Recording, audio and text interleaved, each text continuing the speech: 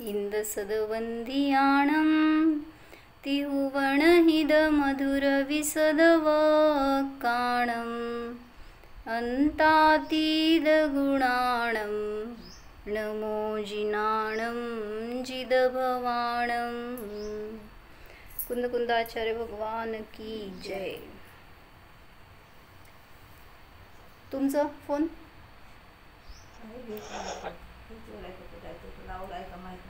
बरं देत आहे ते मग तुम्हालाच आज कामाला लावलं, क्षमा।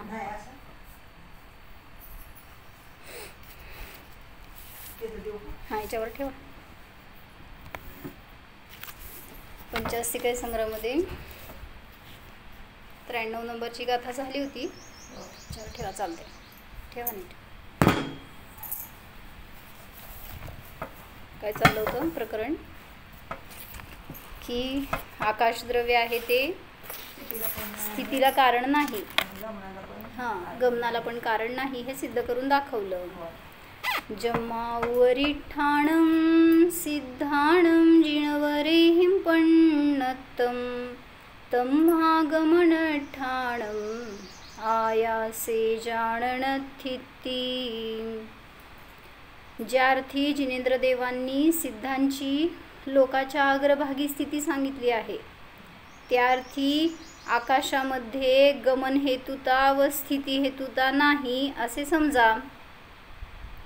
कारण आकाशामध्ये जर गमन आणि स्थिती हेतुता असती तर सिद्ध वर गेले असते, तिथे थांबले नसते। तर ते कुठले सिद्ध आहेत? अलौकिक सिद्ध आहेत।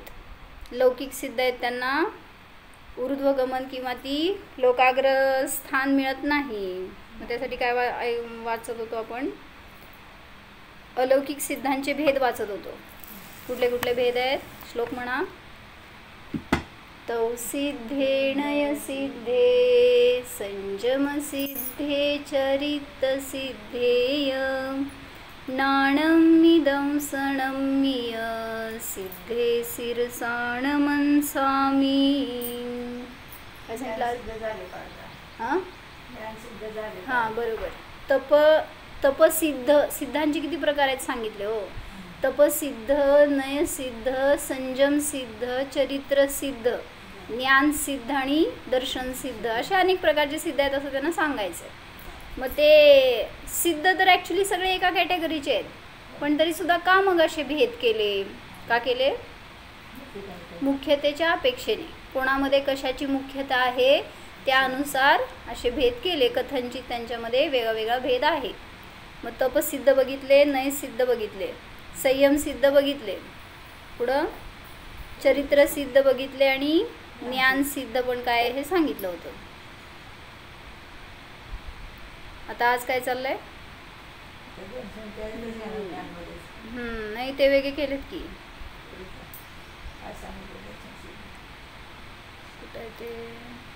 ज्ञान सिद्ध म्हणजे काय सांगितलं?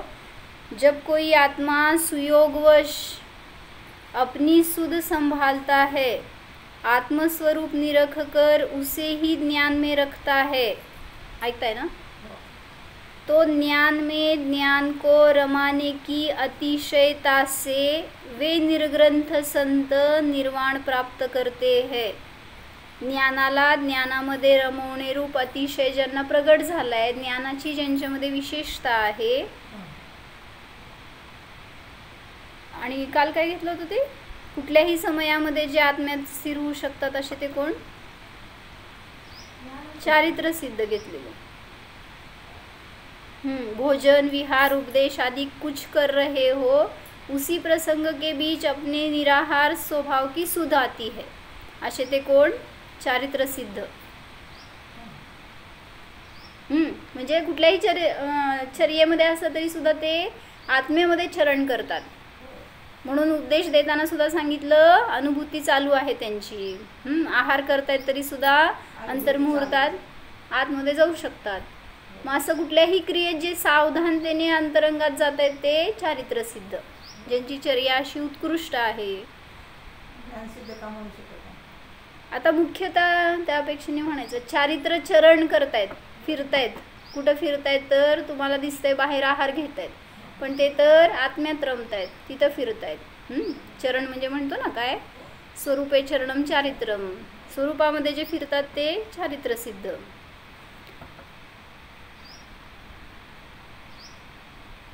आत्मस्वरूप को निरख कर उसे ही ज्ञान में रखता है, ज्ञान में ज्ञान को रमाने की अतिशयता से वे निर्ग्रंथ सिद्ध निर्वाण को प्राप्त करते हैं. ऐसे ज्ञान सिद्ध भगवंतों को मेरा नमस्कार हो. दर्शन सिद्ध भगवंतों को नमस्कार किया है. दर्शन को चिन्मात्र प्रतिभास को सम्यक ज्ञान से कुछ भी तत्व जानते हुए अपने को अवलोकन से जिनका प्रताप बढ़ा और इस अंतः परमार्थ चैतन्य प्रतपन से विभाव कर्म नष्ट हुआ, ऐसे दर्शन सिद्ध भगवंतों को हमारा नमस्कार हो. तुम्ही सांगा काय म्हणायचं आहे इथं. दर्शनोपयोगाने कोण सिद्ध होणार, पण कसं दर्शनोपयोगाने सिद्ध कसं होणार, त्याची का मुख्यता म्हणलं. दर्शन गुणाचं परिणमन. चिन्मात्र प्रतिभास को दर्शनोपयोग म्हणजे दर्शन गुणाचं परिणमन. मग तेच म्हणते की त्याची का मुख्यता घेतली. परत वाचते. चिन्मात्र प्रतिभास को. आता चिन्मात्र प्रतिभास दर्शन गुणात आहे का पर्यायात आहे.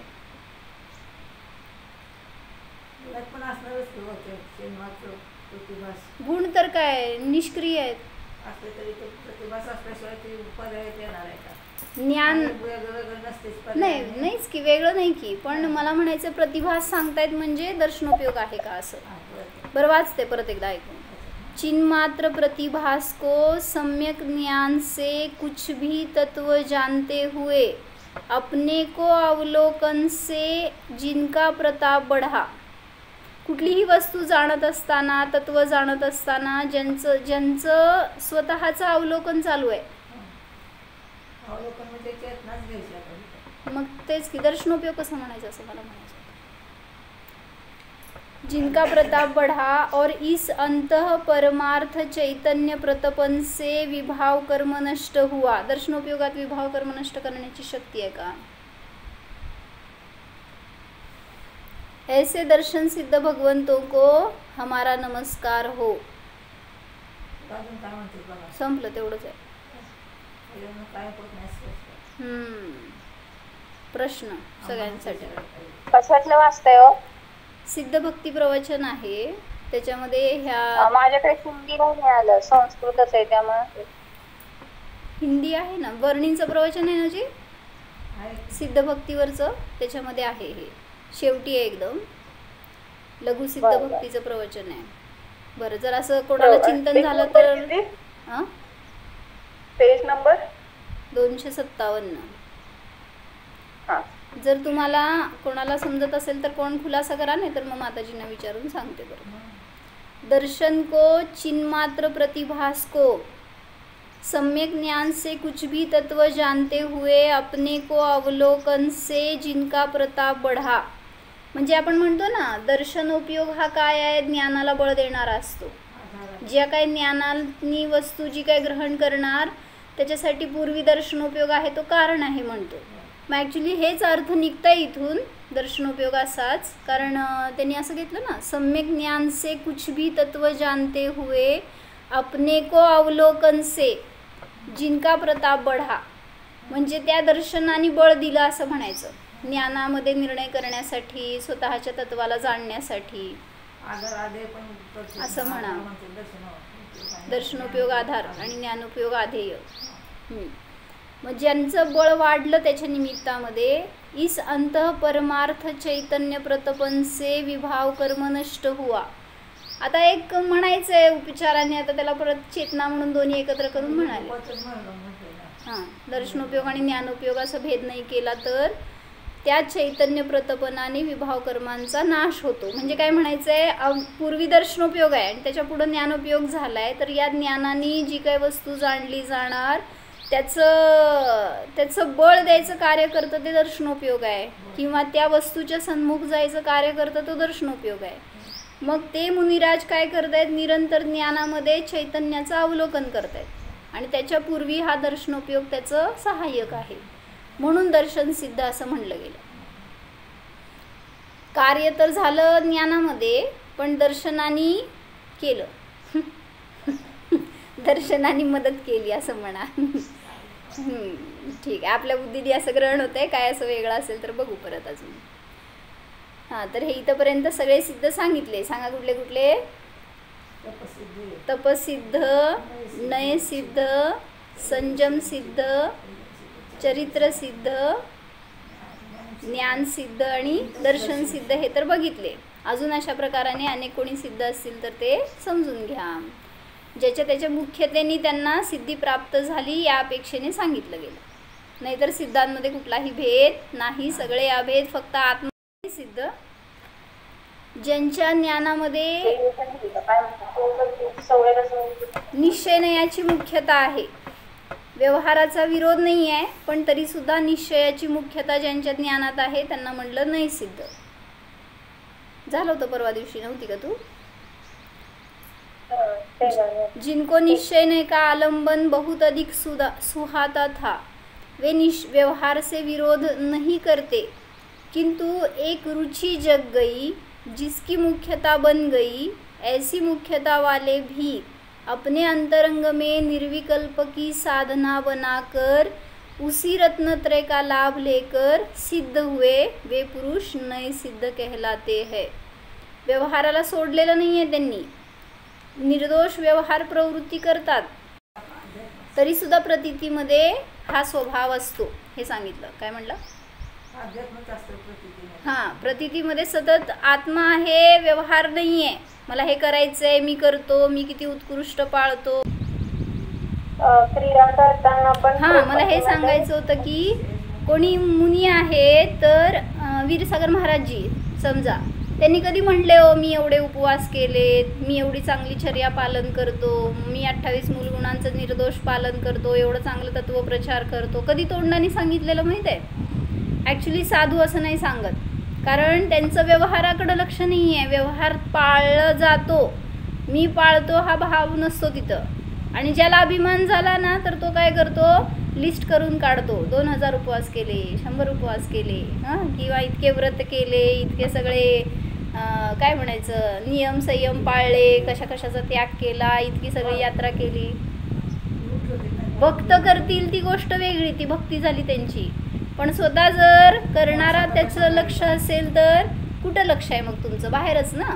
म्हणून सांगायचं साधना म्हणून करत असताना त्या जीवाला व्यवहाराकडे लक्ष नसतं, त्या व्यवहाराची मुख्यता नसते. आहेच सांगितलं नैसिद्धमध्ये. ज्यांना अंतरंग निर्विकल्पताची साधनेचा बहुमान आहे, त्याचं सतत अवलंबन आहे, तर निश्चयालाच ते सतत जाणतायत.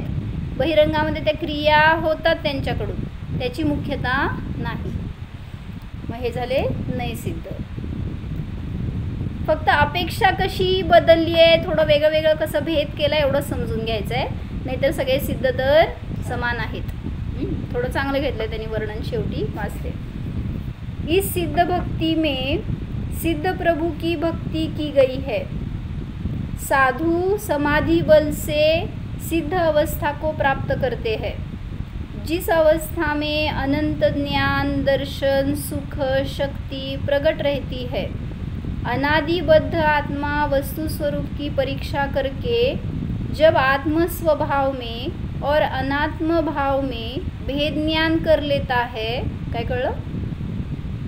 वस्तू स्वरूपाचा निर्णय करून जो आत्मस्वभाव आणि अनात्मस्वभाव ह्याच्यामध्ये भेद जाणतो, तब परभाव से हटकर स्वभाव में रमकर आत्मीय शुद्ध आनंद का अनुभव करता है. कोण? जो सिद्ध होतो त्याचं सांगतायत ना, की सिद्ध कोण होतो? जो तत्वाचा निर्णय करतो, आत्मा काय अनात्मा काय ह्याच्यात भेदज्ञान करतो आणि परापासून च्युत होऊन त्याला हेय जाणून स्वभावामध्ये रमतो, असा आत्मिक शुद्ध आत्म्याचा आनंदाचा अनुभव करतो. ज्ञान में ज्ञान स्वरूप का अनुभव करता है.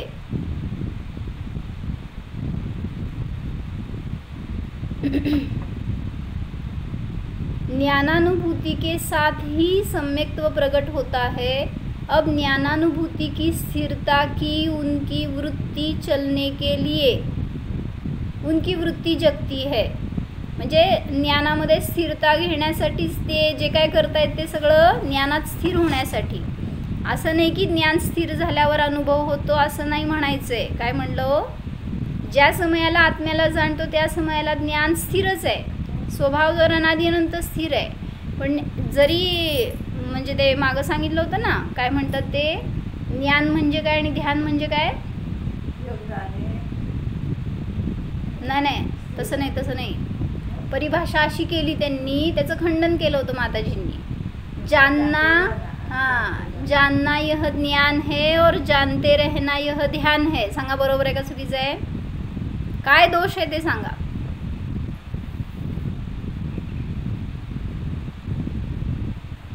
कुठं गेले सगळे? जाणताय काय? जाणत राहिलंय। जानना यह ज्ञान है और जानते रहना यह ध्यान है, हे म्हणलं बरोबर आहे का चुकीचं आहे?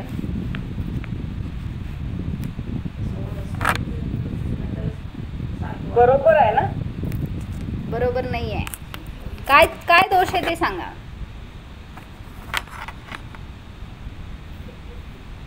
कारण जे जे ज्ञान ध्यान म्हटलं गेलं ना, जाणणे हेच ध्यान आहे। हां,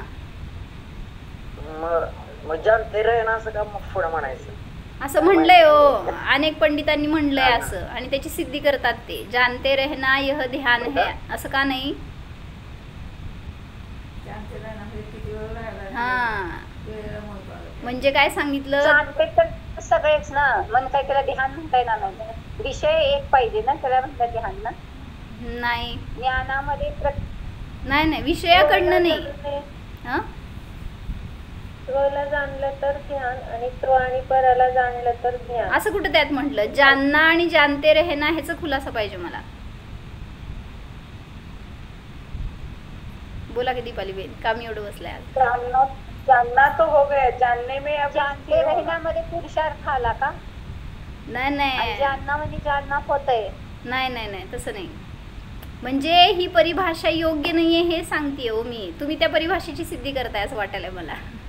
बरोबर आहे। हा, म्हणजे का दोष आहे ह्याच्यामध्ये? काय सांगितलं त्यात काय सांगायचंय? जानते रहना म्हणजे त्यांना म्हणायचंय दीर्घ काळपर्यंत जो स्थिर राहतोय, ध्यान करतोय त्यालाच ध्यान होतं।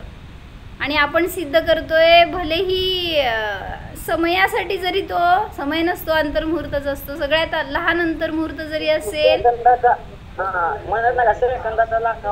हां, तेवढा जरी काळ असेल तरी सुद्धा ज्यांनी त्या ज्ञानाने आत्म्याला विषय करून जाणलं ते ज्ञान स्थिरच आहे, मोक्षच आहे एवंभूत ज्ञाने त्या समयात।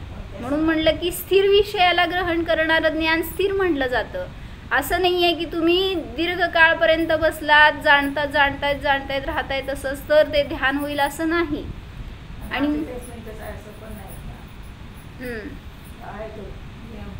दो घडी का संसार म्हणतो ना,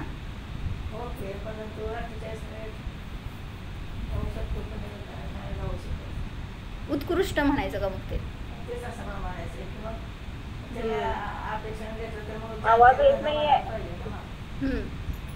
त्यांना म्हणायचंय 48 मिनिटं स्वभावात राहायला पाहिजे का मोक्ष होण्यासाठी? असा नियम आहे का, असं त्यांची शंका आहे। त्याच्या आधीच होतं ना दिदी, अंतर्मुहूर्त खूप छोटे छोटे येते, वरती चढताना श्रेणीत दिसतात। मोक्ष होताना कधी होतो असं त्यांचा प्रश्न आहे। तुम्ही म्हणता ना 48 मिनिटं स्वभावात राहिलो तर मोक्ष होतो, एक मुहूर्त राहिलो तर मोक्ष होतो। एक ज्ञान कशाला म्हणतात? जाणणे हेच ज्ञान आहे, जाणणे हेच ध्यान आहे। जानते रहना असं नाहीये, ध्यान सुद्धा जाणणेच आहे हे सांगायचंय। म्हणजे दीर्घ काळाच्या अपेक्षेने ध्यान म्हणताय तर हे चुकीचं आहे। त्यामुळे ज्ञानाचे परिणाम ज्ञानाला जोडलेला आहे, ज्ञानाने ज्ञानाला जाणतोय तर ते सुद्धा ध्यानच आहे। म्हणून म्हणताय तुम्ही, म्हणलं ना त्यांनी आता सेकंदाचा लाखावा भाग का असे ना, महाराजींनी सांगितलं तुम्ही स्वतःला विषय करून जाणा, बास तुम्हाला अनुभूती झाली ना, तेच ध्यान आहे, तेच ज्ञान आहे, तेच ध्यान आहे म्हणा, तेच जाणणे आहे, तोच मोक्ष आहे। तुम्हाला समजलं ना? म्हणजे मला कमी पडायला लागले का मी सांगायला असं वाटायला. ज्यांना ज्ञान हे जाणणे आहे ना, म्हणजे स्वतःचा निर्णय आहे ना. जाणणे म्हणजे काय करताय हो तुम्ही? आपल्याला ध्यानामध्ये मला मीचा निर्णय करायचा आहे. मग मी मला जाणतोय त्यावेळेस तिथं भलेही खूप अल्प काळ असेल, खूप वेळ बसलाय आणि ध्यान केलंय मगच ते ध्यान झालं असं नाही आहे. तर चतुर्थ गुणस्थांवरती जीव आहे तो करेल. कसं करेल? पुरुषार्थ त्याचा करणार आहे जितकं केंद्रित होण्याचं, स्वतःकडं जाणण्याचा वगैरे, पण अल्प होईल. असं काय मुनिराजांसमान, श्रेणी आरूढ समान त्याला दीर्घकाळ ध्यान होईल असं नाही आहे. पण म्हणून जाणत राहणं हे ध्यान आहे असं नाही आहे. ध्यान ही ज्ञानाची पर्याय आहे. त्यामुळं जे ज्ञान आहे ते, जे ध्यान आहे ते ज्ञान आहे. सर्वस्य ध्यानस्य ज्ञानात्मकत्व प्रसिद्धे, हे असं सांगितलं ना राजवार्तिकमध्ये का श्लोकवार्तिकमध्ये, की सर्व ध्यान आहेत ते ज्ञानात्मक आहेत. म्हणून म्हणतायत की त्याला चारित्र्य म्हणू नका ध्यानाला, कथनचित म्हणाल, पण मुख्य त्यांनी काय सांगायचं आहे? ध्यान हे ज्ञान आहे. मग ज्ञान काय कार्य करतं? जाणणे. मग ज्या समयाला मी जाणलं की मी तर खाणारा नाही आहे, जाणणार आहे, मी बोलणारा नाही आहे, जाणणार आहे, हे ध्यान नाही आहे का हो? जिथं जाणलं तिथं ध्यान झालं का नाही झालं? शब्द नव्हे, जाणीव केली ना तशी, जाणत बसलो नाही असं मला म्हणायचं आहे. भेद विज्ञान केलं तिथंच ध्यान झालं. ते पर्याय समयवरती असते. मग कुठल्याही पर्यायात तुम्ही स्वतःला विषय करून जाणलं तर तिथं ते ध्यान झालं का नाही झालं? हा, ध्यान झालं ते, हे सांगायचंय. म्हणूनच सांगितलं. कशासाठी सांगत होते? जानते रहना ध्यान आहे म्हणलेत ना, ते चारित्र्य झालं का? ध्यान ही चारित्र्याची पर्याय का म्हणली गेली? तपाचा भेद आहे ना ध्यान हा. मग तप चारित्र्याकडे लावतात म्हणून म्हणतायत ते चारित्र्य म्हणजे ध्यान म्हणजे चारित्र्याची पर्याय. पण त्या मुख्य त्यांनी सांगायचं नाही आहे. ध्यान तर ज्ञानाची पर्याय हे घटवलं सगळं न्यायदीपिकेमध्ये सिद्ध करताना. म्हणून ज्ञानाच्या मुख्य त्यांनी कार्य करा. चारित्र्य म्हणजे तुम्ही मग बहिरंगामध्येच जात आहे. ध्यानाला असं बसायचं आहे, एकांत पाहिजे शरीराची. हां,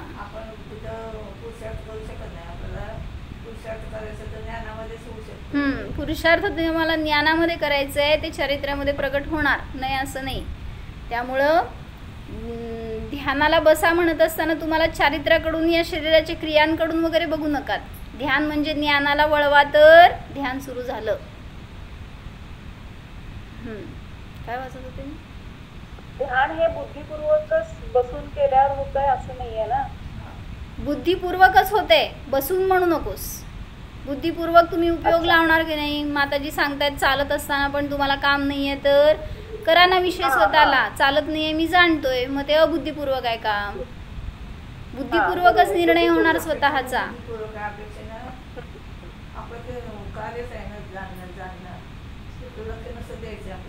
मग लक्ष द्यायचं म्हणजेच बुद्धिपूर्वक करायचं ना, अबुद्धिपूर्वक नाही म्हणायचंय. बुद्धिपूर्वक जेव्हा तुम्ही त्या काय म्हणायचं,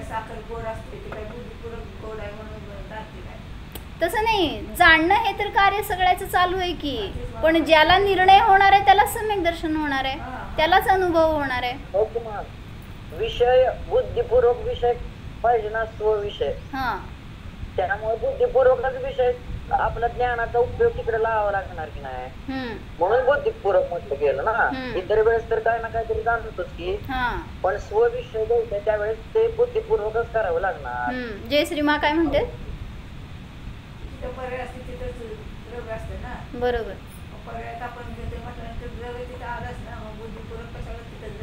मग द्रव्य आहे त्याला जाणलं तर तुम्हाला समजणार आहे पर्यायामध्ये.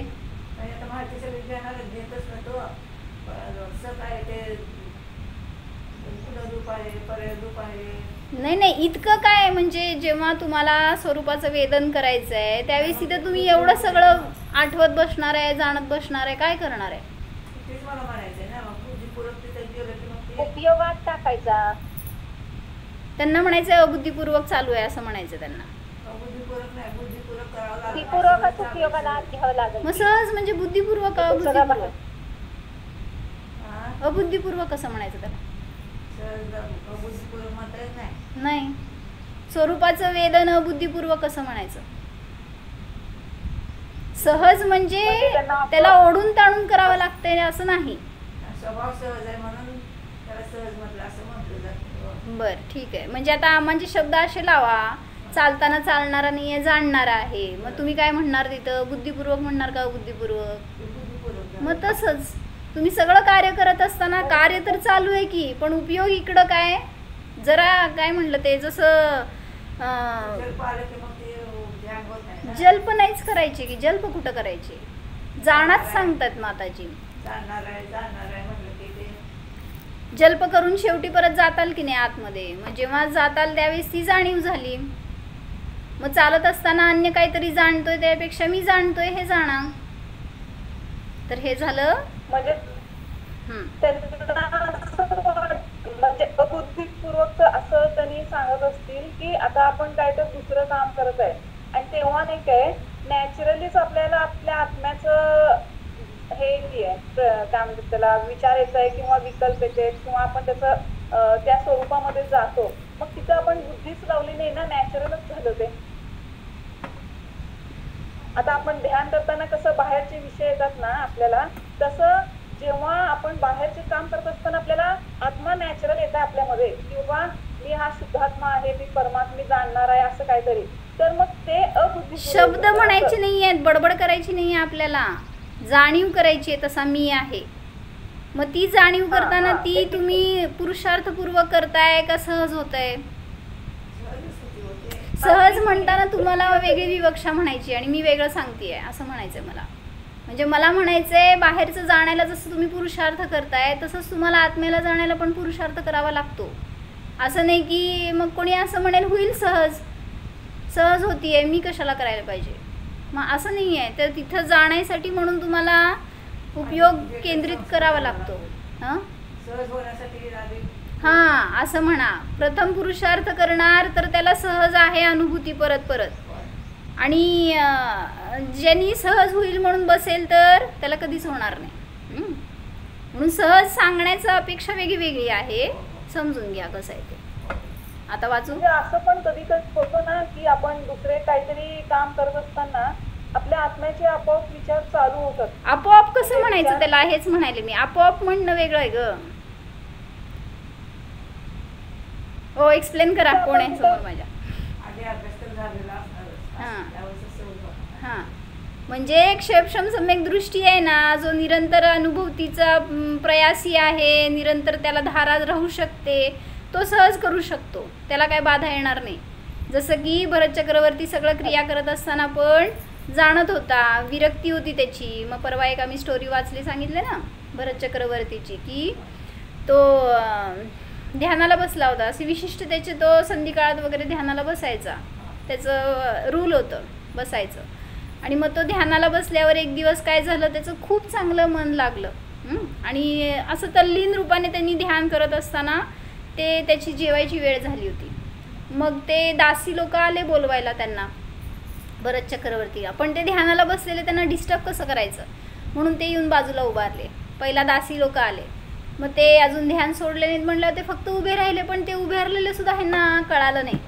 म्हणजे एवढी त्यांची धारा लागली होती. आणि वाट बघून शेवटी स्वयंपाकी आले. काय झालं अजून का आले नाहीत. मग ते किती स्वयंपाकी असते तो तर ते स्वयंपाकी कोण असतील ते पण येऊन उभारले की का अजून आले नाहीत, जेवायची वेळ होऊन गेली. पण ते पण आता ध्यानाला बसलेत म्हणल्यावर बोलणार नाहीत, उठवणार नाहीत, ते पण उभारले. असं अनेक जण येऊन उभारले त्यांना बोलवायसाठी, पण ते कोणी त्यांना सोडवलं नाही. आणि ते येऊन उभारलेत हे त्यांच्या ज्ञानात पण नाही चक्रवर्तीच्या. आणि मग जेव्हा त्यांचं ध्यान संपलं आणि डोळे उघडले तर सगळे असे वाट बघत बसले होते. आणि ते विचारते तुम्ही का उभारला इथं. मग ते सगळ्यांनी सांगितलं तुमच्या जेवणाची वेळ होऊन गेली होती म्हणून थांबलो आम्ही. मग मला कळालंच नाही म्हणाले तुम्ही येऊन उभारला. काय झालं असं त्यांची धारा आत असायची आणि आपली अशी धारा बाहेर असती. कुठं आतलं काय आपल्याला समजतच नाही काय चाललंय आतमध्ये, सगळं बाहेरच लक्ष असतं. तर अशी सहज धारा आपली आतमध्ये असावी जेणेकरून आपल्याला पण जागरूकता राहणार. बोला. अबुद्धिपूर्वक म्हणायचं का? अबुद्धिपूर्वक नाही, बुद्धिपूर्वकच आहे. अनुभव होणार तर बुद्धिपूर्वक होणार. काय म्हणला?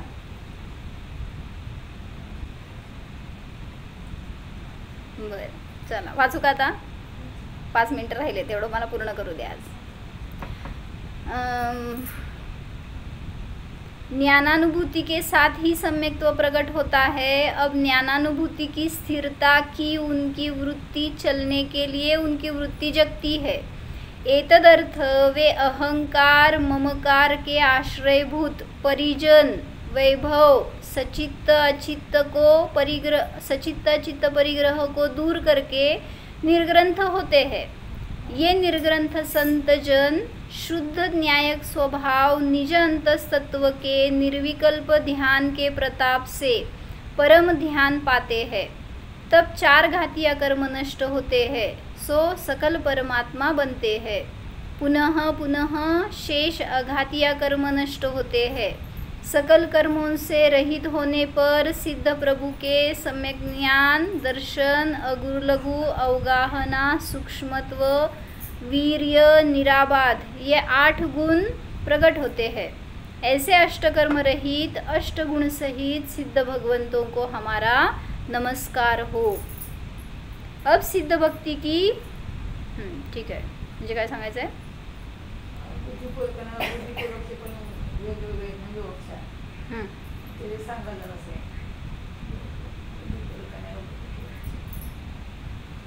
काय विवक्षा आहे? असं मला म्हणायचं.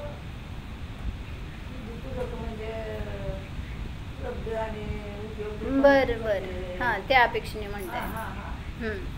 बरं, त्याचा खुलासा करू आपण. बुद्धिपूर्वक आणि अबुद्धिपूर्वकचे काय भेद आहेत असं त्यांचा प्रश्न आहे. ते तुम्हाला सगळ्यांना घरचा अभ्यास आहे, मला उद्या सांगायचं. बुद्धिपूर्वक आणि अबुद्धिपूर्वकमध्ये काय काय ज्ञान आहे आपल्याला. मी थोडंसं आज महाराजांबद्दल वाचणार आहे. तुम्हाला काल मी म्हणले बुद्धिपूर्वक म्हणजे पकडीत येणार आहे, अबुद्धिपूर्वक म्हणजे न पकडीत येणार आहे. हां, त्याचे भेद आहेत वेगळे वेगळे असं त्यांना म्हणायचं आहे. काय काय तुम्हाला माहिती आहे ते काढा. अपेक्षा वेगळे वेगळे, जसं की लब्धी, उपयोग, शक्तिरूप असं वेगळे वेगळं सांगतो ना आपण. तर ते बघा काय. तर चंद्रमती माताजींनी वीरसागर महाराजांबद्दल काय म्हटलं याच्यासाठी लेख लिहिलेला आहे बरं का. जीवन की सबसे श्रेष्ठ निधि. कोई भी जीव हो वह सुख शांति से ही जीवन जीना चाहता है. सम्यक आनंद का मतलब ही निराकुल आनंद है, और जो नित्य सदैव हमेशा आनंद रूप ही रहे, आकुलता जिसका फल कभी भी न हो, वही सच्चे आनंद की पहचान लक्षण है. अतीन्द्रिय आनंद और वैषयिक आनंद, इन दोनों में ज़मीन आसमान का मूलभूत भेद अत्यंत प्रखरता से है. इंद्रियजनित आनंद आणि अतींद्रिय आनंदामध्ये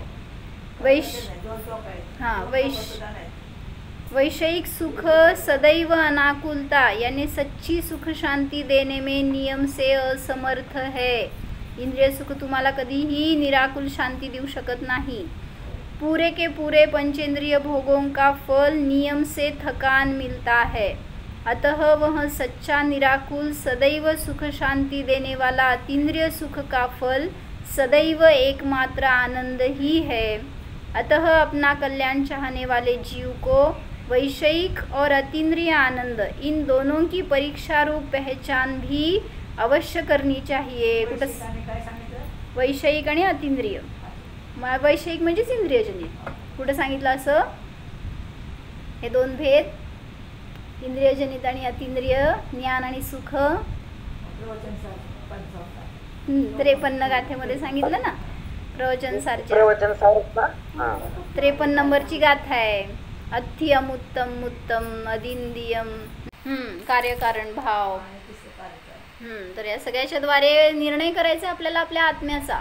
बाहेर जातोय तर त्या बाहेरच्या वस्तूंचा तर निर्णय करतोय, पण स्वतःचा कुठं निर्णय करतोय.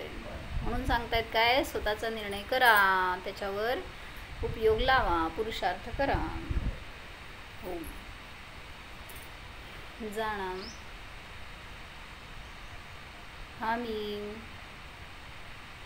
अतींद्रिय स्वरूपी जीव आहे. या शुद्ध ज्ञानामध्ये कोणतीही बाधा, अशुद्धी, मल नाहीच. स्वरूप जाणा, सिद्ध स्वरूप जाणा, मी आहेच.